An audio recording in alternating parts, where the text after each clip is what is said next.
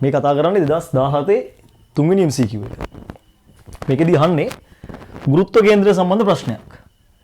ඒකාකාර කම්බියකින් හදලා තියෙන කම්බි රාමුවක් දීලා තියෙනවා. මෙයාගේ ගුරුත්ව කේන්ද්‍රයේ පිහිටීම අහන්නේ. හරි. මේක අපිට මේ සාමාන්‍ය ගූර්ණ ගන්නේ නැතුව සාමාන්‍ය ටිකක් පාවිච්චි කරලා ගුරුත්ව කේන්ද්‍ර හොයාගන්න පුළුවන්. දැන් මේ විශේෂම පොයින්ට් එක තමයි කිසිම වෙලාවක මේ වගේ ගානක් වෙන තැනක අඳින්න එපා. මේකෙම හදමු. හරි. මේ බලන්න. අපිට මෙයා ගැන මෙහෙම හිතන්න පුළුවන්. මෙතන තියෙන ඍජු කෝණාශ්‍රාකාර හැඩයක් නේ.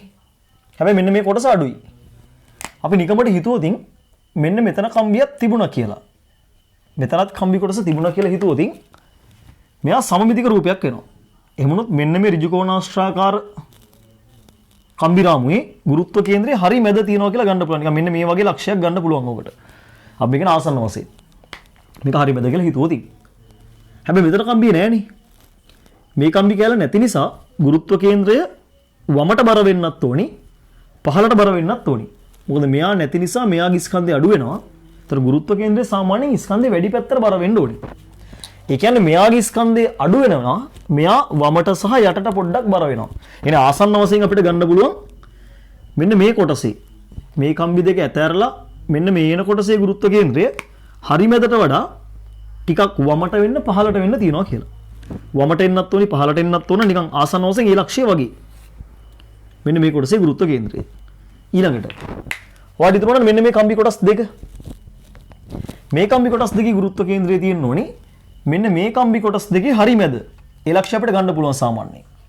මෙන්න මේ වගේ ලක්ෂයක්. දැන් හරි. මෙන්න මේ රාමුවේ ගුරුත්ව කේන්ද්‍රය මෙතන. මේ කම්බි දෙකට දාලා ගුරුත්ව කේන්ද්‍රය මේ වගේ ලක්ෂයක්.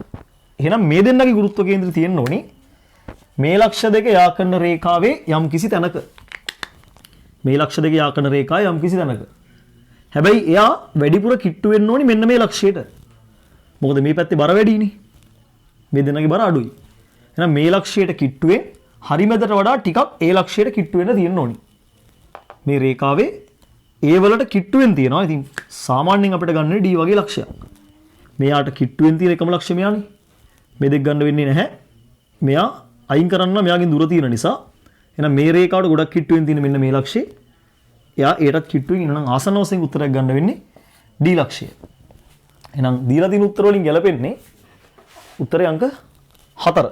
D ලක්ෂයේ විදිහට තියෙන උත්තරේ අංක 4.